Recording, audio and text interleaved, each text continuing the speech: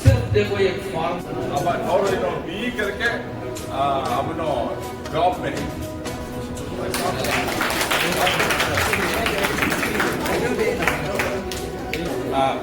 बोल बेटे मुझे बोलना मत करते बोलो थोड़ा नाम बोलो कहाँ पढ़े कहाँ करें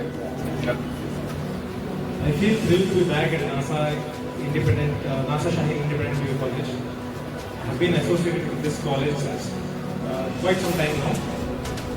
इस कॉलेज की मैनेजमेंट की खासियत ये है कि ये कॉलेज की मैनेजमेंट समझती है कि QC की जो पढ़ाई है वो एक सफ़र है और इस सफ़र में हर बच्चा कोशिश करता है कि वो पहले आए, बेहतरीन मार्क्स निकाले। और ऐसा नहीं है कि हर बच्चे के हाथ में किताबें नहीं हैं या फिर उसके पास वो ज़हनी ताकत नहीं है। हर किसी के पास आजकल अल्हम्दुलिल्लाह ज़हनी ताकत भी है, बच्चे होशियार भी हैं, किताबें भी हैं, हर चीज़ का एक्सेस है। लेकिन इस इंफॉर्मेशनल ओवरलोड के ज़माने में जहाँ पर हर जगह से हर तरफ से इतनी इंफॉर्मेशन मिलती है कि बच्चे को समझ में नहीं आता किस चीज़ पे अमल करें, किस चीज़ पे अमल ना करें। और फिर उस बच्चे की पढ़ाई बर्बाद करने के लिए उसके हाथ में है उसका सबसे बड़ा दुश्मन मोबाइल फोन, जो कि अक्सर माँ बाप मुझसे पूछते हैं कि हमारे बच्चे घर आने के बाद में अपने कमरे में रात के 1 बजे तक 2 बजे तक मोबाइल फ़ोन का इस्तेमाल करते हैं, बोलते हैं कि पढ़ाई करें। फिजिक्स वाला हो कोई और हो उसके सब्सक्रिप्शन होते हैं, वीडियो देखने होते हैं, आप कम्प्लीटली मोबाइल फ़ोन को बच्चे से उस तरफ रख भी नहीं सकते। तो इस माहौल में आखिर वही बच्चा अच्छे नंबर्स लाता है जो पढ़ाई के साथ साथ अपने आप को दूसरे डिस्ट्रैक्शन से बचा के रख सके। और इसके लिए नासा शाहीन कॉलेज के मैनेजमेंट ये समझ कर पढ़ाई के साथ साथ साइकोलॉजी के ऊपर भी फोकस करके रेगुलर सेशंस एंड प्रोग्राम्स करते रहती है ताकि बच्चे मोबाइल फोन से दूर रहें, पढ़ाई के ऊपर ज़्यादा गौर करें। ये कंसेप्ट गलत है कि बच्चे अगर दिन में 14 घंटे पढ़ाई करेंगे तो अच्छे बच्चे। हर बच्चे की जो कैपेसिटी होती है मेमोरी की वो अलग होती है। थोड़े बच्चों को दिन में 12 घंटे 14 घंटे पढ़ने की जरूरत हो सकती है, लेकिन जो बच्चा होशियार होता है जिसको बहुत जल्दी याद होती है उसको अगर आप अभी ज़्यादा से ज़्यादा देर एक जगह पे बिठाओगे तो वो फ्रस्ट्रेशन का शिकार होता है। तो फ्रस्ट्रेशन से बाद में इंसान एक तरह से थक जाता है। जैसे अगर आप किसी को बोलो कि शेर आने वाला है भागो, तो एक बार भागेगा, 2 बार भागेगा। अगर आप रोज उसको बोलोगे शेर आने वाला है भागो, तो फिर आखिरकार वो बच्चा थक के बैठ जाएगा, बोलेगा आप शेर को आएगा जो कुछ होगा होगा। तो उसी तरीके से आप अगर हर बार नीट बोल के बच्चों को डराओगे बिना किसी प्लानिंग के और सिर्फ उनको बोलोगे कि पढ़ो पढ़ो पढ़ो, तो फिर एक न एक दिन वो बच्चा थक कर बैठ जाएगा। 7 ऐसे तरीके हैं, 7 ऐसे ट्रैप्स हैं जिससे आपका ही दिमाग आपके खिलाफ काम कर रहा है। पहला है ऑल और नथिंग थिंकिंग। स्टूडेंट ये सोचता है कि आज से मैं रोज 4 घंटे पढ़ाई करूंगा। पहले दिन होता है, दूसरे दिन होता है, तीसरे दिन नहीं होता।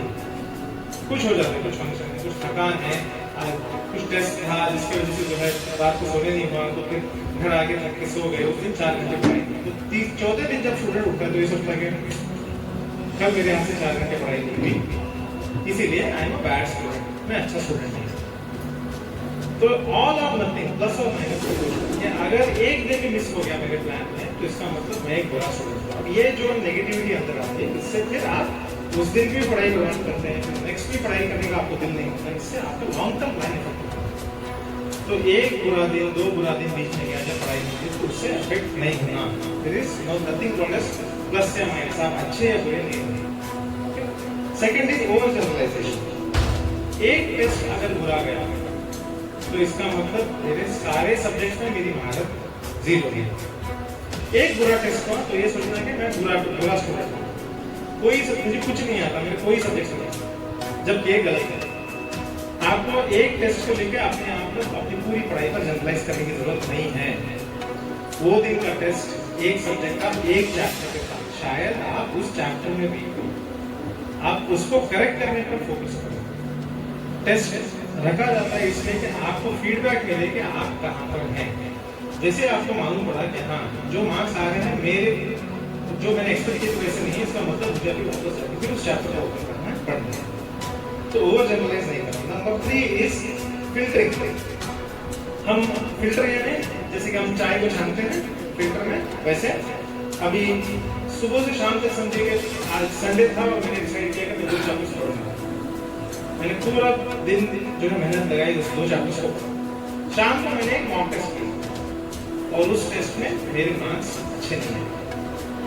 अभी सुबह से लेकर शाम तक जो मैं पढ़ाई किया वो अच्छी बात है, मेरे में डिसिप्लिन है, मेहनत की।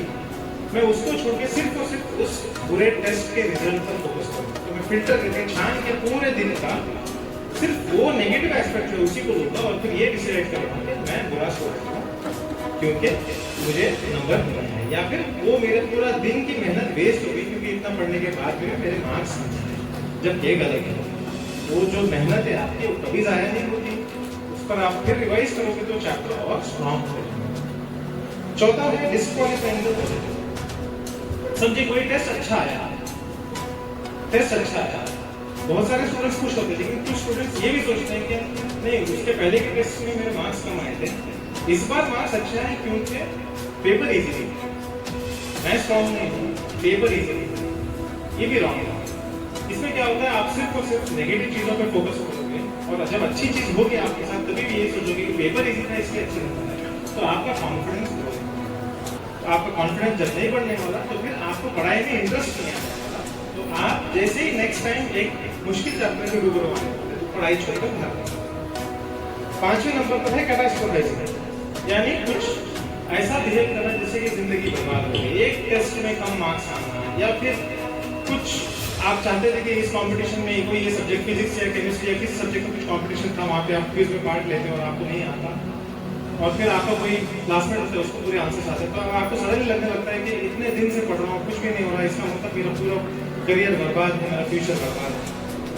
तो एक इवेंट को लेना और कैटास्ट्रोफी बड़ा करना है कि सब कुछ बर्बाद होगा, ये भी गलत है। छठा है इमोशनल रीजनिंग। मुझे लगता है इसलिए ये सच होगा। मैथ्स पढ़ता हूँ तो मुझे लगता है कि मैं मैथ्स में कमजोर हूँ, इसीलिए सच होगा कि मैं मैथ्स में कमजोर हूँ। मुझे लगता है कि फिजिक्स का चैप्टर डिफिकल्ट है, इसीलिए सच होगा कि ये चैप्टर डिफिकल्ट है। तो इसे बोलते हैं इमोशनल रीजनिंग। इंसान सोचता है कि जो उसे लग रहा है वही सच है, ओके, जबकि ये झूठ होता है। पढ़ाई में ये बहुत आपको प्रॉब्लम दे सकता है। आप इस बात को समझो कि आपके सोचने या ना सोचने से, आपके महसूस करने या ना महसूस करने से कोई भी चैप्टर मुश्किल या आसान नहीं होता। चैप्टर है, उसमें इतनी इंफॉर्मेशन रहती है, आपको उसे सीखना है, उसके ऊपर अगर आपको कोई सवाल आया तो आपको आंसर देना है, दैट्स इट। तो इमोशनली अटैच होना कि ये चैप्टर बहुत आसान है, मुझे बहुत पसंद है, ये बहुत सारे स्टूडेंट्स बोलते हैं ये सब्जेक्ट मुझे पसंद है, ये चैप्टर मुझे पसंद, क्यों? क्योंकि मुझे आसान लगा। वो चैप्टर मुझे पसंद है, वो चैप्टर जो है मुश्किल है। जब आप उसे इमोशनल लेवल देते हैं तो नेचुरली जैसे आप इन किताबों को ओपन करते हैं तो एक तो नफरत, फिर आपको सब्जेक्ट में जैसे कोई डिफिकल्टी महसूस होता है, एक ब्रेक की जरूरत है, अगर बाहर जाता हूँ चाय पीता हूँ, तो you try to run away from that book. So don't link your emotions to the subject. And last में should statements, ये बहुत important है। I should get a medical seat. I should get engineering seat. बहुत सारे बच्चे आते हैं मेरे पास, बोलते हैं कि सर मुझे मेडिकल, वो भी दिल्ली की सीट चाहिए।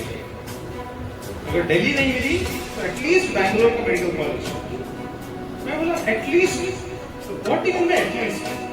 Like, who are you to set such a high standard for yourself? पहले रिपोर्ट में जैसे कोई अभी शुरू कर रहा है रनिंग करने और बोलता है सर कम से कम ओलंपिक का गोल्ड मेडल। जब आपका आई शुड स्टेटमेंट ही इतना हाई है कि आप अभी प्रैक्टिस करना शुरू भी नहीं करें और अपने आप से एक्सपेक्टेशन रखें कि आप उस मकाम पर पहुंचोगे।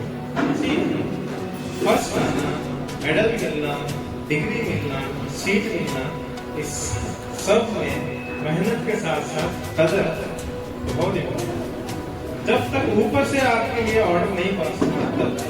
I would like to call Dr. Talha Fardeen, alumni of NASA Independent PU College, to share their thoughts.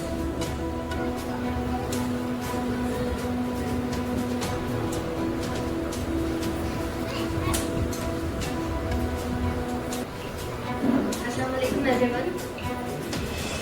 Myself Talha Fardeen and I'm from Tariq and I completed my PU studies here at Shining PU College in 2019.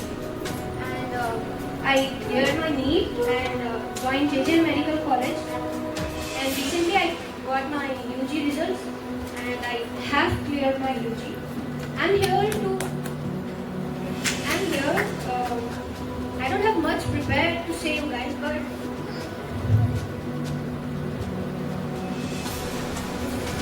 मैं NASA Shaheen college की तालिब इल्म हूँ। यहाँ पर NEET की तैयारी की जाती है। यहाँ पर नमाज की सहूलियत है, तो आप आए और तालीम हासिल करें।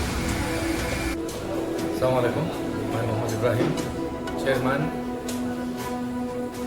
Malhar skill centre Shimoga. आज हम लोग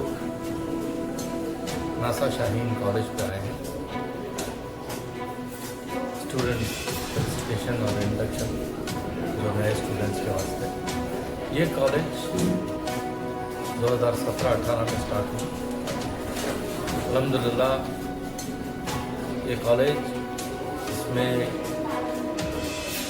बहुत दीनी और दुनियाई तालीमात सिखाए जाते हैं और इनके स्टाफ, इनके मैनेजमेंट के एफर्ट्स से ये कॉलेज शिमोगा शहर में अपना एक मुकाम हासिल किया है।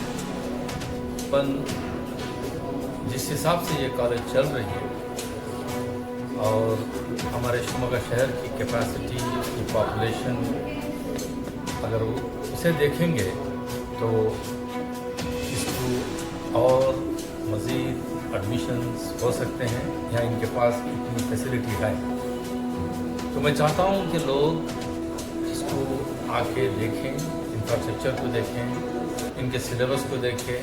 और सबसे अहम बात है कि इस कॉलेज में के जो प्रिंसिपल हैं जनाब इम्तियाज़ साहब, ही इज़ ए PhD और शायद ही कोई इतनी हाईली क्वालिफाइड प्रिंसिपल इस शिमोगा में कोई भी इंस्टीट्यूशन की है। सिर्फ क्वालिफिकेशन नहीं है, इनकी जो एक्सटेंसिव एक्सपीरियंस है और जो उन्होंने अपने मैनेजमेंट के साथ, स्पेशली जनाब अयूब साहब के साथ में मिलकर एक नेक्सस बना के इस चीज़ को लेके जा रहे हैं। मैं रिक्वेस्ट करता हूं कि लोग आएँ, ताउन करें ताकि अपना एक इदारा है इसे आगे बढ़ाएँ। थैंक यू, जज़ाकल्लाह खैर।